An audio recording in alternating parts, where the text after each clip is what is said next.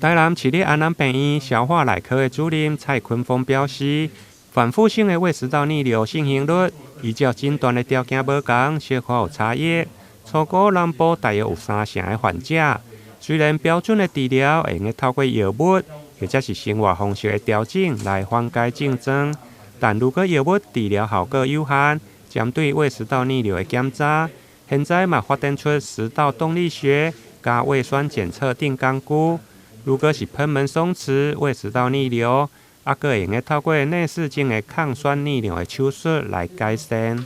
胃食道逆流其实在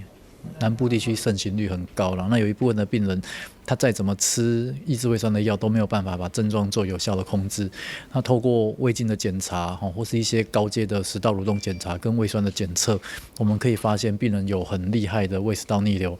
加上这种喷门口松弛。那这一个类型的病人，其实我们现在内视镜技术的进展，可以透过胃镜。跟我们一般做胃镜的方式一样，那透过一些手术的刀具跟器械，可以在喷门口的黏膜做一些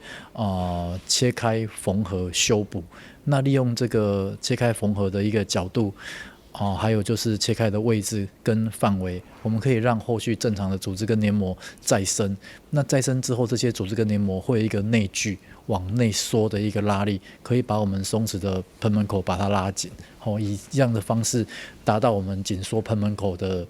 作用。医师表示，内视镜抗酸逆流的手术，因为安全性高，而且恢复嘛紧，但手术进前还是要经过完整的胃酸逆流检测。加高解析度、食道蠕动的检查等详细评估，才会用精准诊断，并且找出适合手术的患者。